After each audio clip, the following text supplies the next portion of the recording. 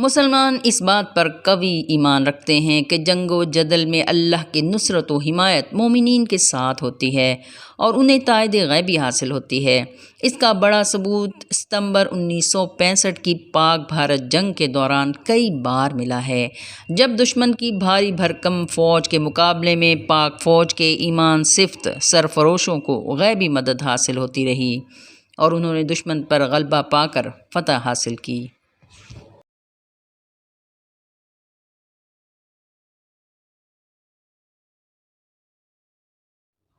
بسم اللہ الرحمن الرحیم۔ صلی اللہ تعالی علی حبیبہ محمد وآلہ وسلم۔ سورہ ابراہیم میں ارشاد ہوتا ہے، اور یاد کیجئے جب ابراہیم نے عرض کیا، اے میرے رب، اس شہر مکہ کو جائے امن بنا دے۔ اس آیت مبارکہ میں حضرت ابراہیم علیہ السلام کا شہر مکہ کو امن کا گہوارہ بنانے کی دعا کرنا در حقیقت اس حرمت والے شہر سے محبت کی علامت ہے۔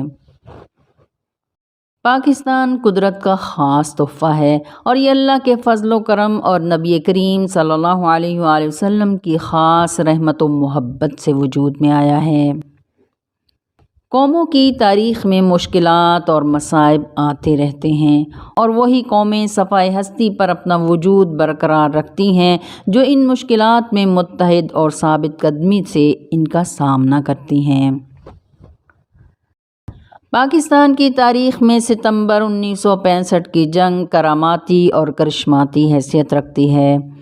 خاکی وردی والے خاک و خون میں لت پت ہو کر شہادت کے اعلیٰ مقام سے سرفراز ہو گئے، مگر وطن عزیز کی سالمیت پر آنچ نہ آنے دی۔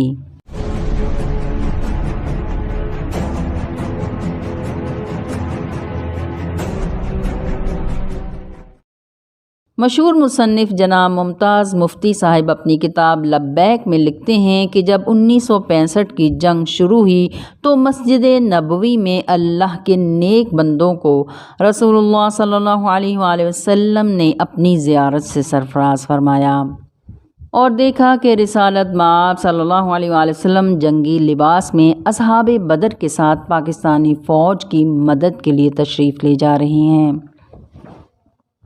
اور فرما رہے ہیں، پاکستان پر حملہ ہوا ہے، ہمیں اس کا دفاع کرنا ہے۔ 6 ستمبر 1965 کی ہندوستان اور پاکستان کے درمیان ہونے والی اس جنگ سے ثابت ہوا کہ جنگیں ریاستی عوام اور فوج متحد ہو کر ہی لڑتی اور جیت سکتی ہیں۔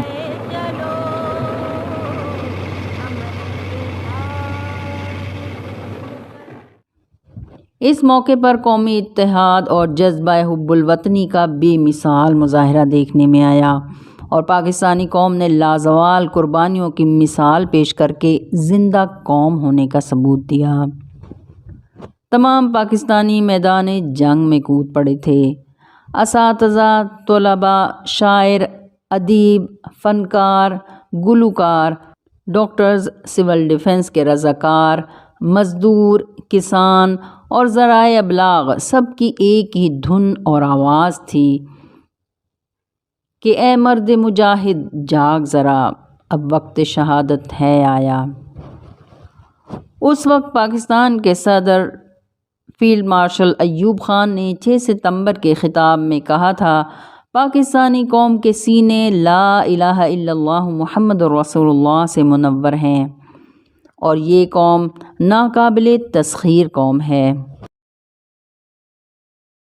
ایک مشہور روحانی ہستی کی درگاہ کے مجاور نے بتایا کہ جب پاکستان پر حملہ ہوا اس رات گنبد کے اندر سے حی علی الجہاد کی آواز سنائی دے رہی تھی۔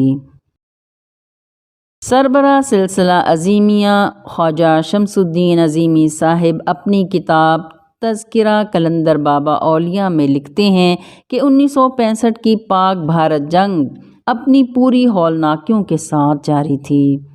روزانہ بھارتی ریڈیو پر اعلان ہو رہا تھا کہ کراچی کے فلاں علاقوں پر بمباری کی گئی۔ کراچی کے رہنے والوں نے یہ بھی خبر سنی کہ لالو کھیت کا ہوائی اڈہ تباہ کر دیا گیا ہے۔ لوگوں میں خوف اور دہشت دیکھ کر میں نے بابا صاحب یعنی حضور قلندر بابا اولیاء سے عرض کیا اب کیا ہوگا؟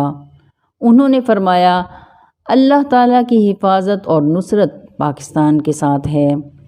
سیدنا حضور علیہ الصلاۃ والسلام کا یہ حکم ہے کہ پاکستان کی حفاظت کی جائے۔ چنانچہ تعمیل ارشاد میں اہل تکوین نے ایک صاحب خدمت مقرر کیا ہے جو گاندھی گارڈن میں بیٹھا ہے۔ اس کے سپرد یہ خدمت ہے کہ کراچی کو بمباری سے نقصان نہ پہنچے۔ الشیخ خواجہ عظیمی صاحب فرماتے ہیں کہ ایک روز گاندھی گارڈن والے صاحب قلندر بابا اولیاء رحمۃ اللہ علیہ سے ملنے آئے۔ فوجی سلوٹ کی طرح سلام کیا اور اپنی کارکردگی کی رپورٹ پیش کی اور پھر صرف ایک پیالی چائے کی پی کر چلے گئے۔ بابا صاحب نے فرمایا سیدنا حضور علیہ الصلاۃ والسلام کے ارشاد کے مطابق انہیں چائے کے علاوہ کوئی اور چیز کھانے کو نہیں دی جائے گی تاکہ پیٹ بھرا ہونے کی وجہ سے انہیں نیند یا غنودگی نہ ہو جائے۔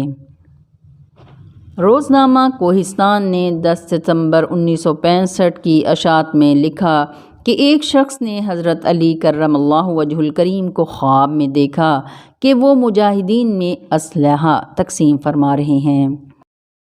روزنامہ جنگ نے 24 ستمبر 1965 کی اشاعت میں لکھا کہ 2 فوجیوں کا بیان ہے کہ انہیں اولیاء اللہ پر اعتقاد نہیں تھا، لیکن انہوں نے اپنی آنکھوں سے سیالکوٹ کے محاذ پر ایک بزرگ کو، ایک نورانی ہستی کو گھوڑے پر سوار ہو کر لڑتے دیکھا۔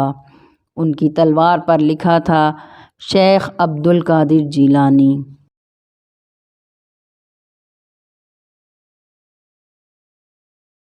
نشان حیدر جو کہ پاکستان کا سب سے بڑا فوجی اعزاز ہے اور اس اعزاز کو شجاعت و بہادری کے پیکر حیدر کرار حضرت علی کرم اللہ وجہ الکریم کے نام سے منسوب کیا گیا ہے۔ آج بھی یہ نشان حیدر صرف ان فوجی جوانوں کو نصیب ہوتا ہے جنہوں نے وطن کے لیے انتہائی بہادری کا مظاہرہ کرتے ہوئے جام شہادت نوش کیا۔ ایک مشہور قول ہے وطن سے محبت کرنا ایمان میں سے ہے۔ 1965 کی جنگ کے دوران پاک فوج اور پاکستانیوں نے تو روحانی امداد کا نظارہ کیا ہی تھا، لیکن بھارتی فوجیوں نے خود اپنی آنکھوں سے اپنے حملوں کو ناکام ہوتے دیکھا تھا۔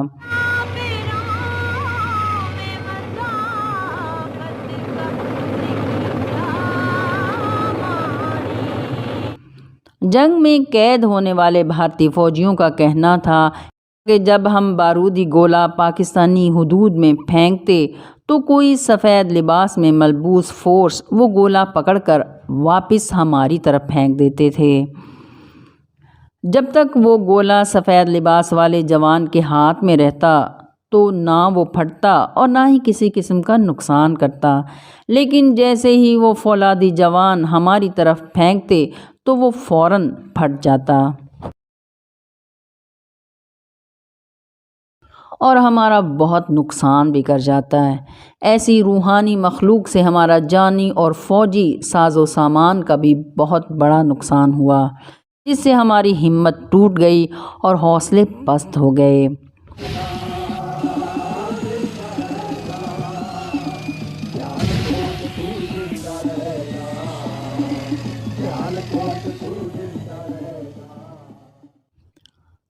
ڈاکٹر علامہ محمد اقبال نے فرمایا تھا ہر لحظہ ہے مومن کی نئی شان نئی آن، گفتار میں کردار میں اللہ کی برہان۔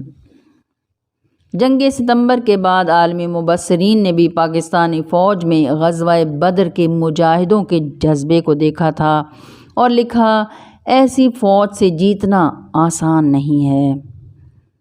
1965 کی جنگ کے موقع پر فنکاروں نے جو ترانے اور گیت بنائے وہ پوری قوم کی آواز بن گئے۔ بعض گیت اور ترانے تو ایسے بھی تھے جو جنگ کے بعد بھی پاکستانیوں کا خون گرماتے رہے۔ 11 ستمبر کو اس جنگ میں سیالکوٹ کے محاذ پر شہید ہونے والے میجر ضیاء الدین عباسی، جن کو ستارہ جرت سے نوازا گیا، جو کہ ان کے والد گرامی نے وصول کیا۔ کچھ دن بعد جب وہ عمرہ کے لیے گئے تو مدینہ منورہ میں جب وہ روضہ رسول صلی اللہ علیہ وآلہ وسلم کے سامنے بیٹھے ہوئے تھے تو خادم مسجد نبوی نے ان سے پوچھا، پاکستانی فوج کے میجر ضیاء الدین عباسی شہید کا نام آپ نے سنا ہے؟ کیا آپ ان کو جانتے ہیں؟ تو میجر عباسی کے والد نے حیرت سے کہا، جی جناب، میں ہی اس شہید کا والد ہوں۔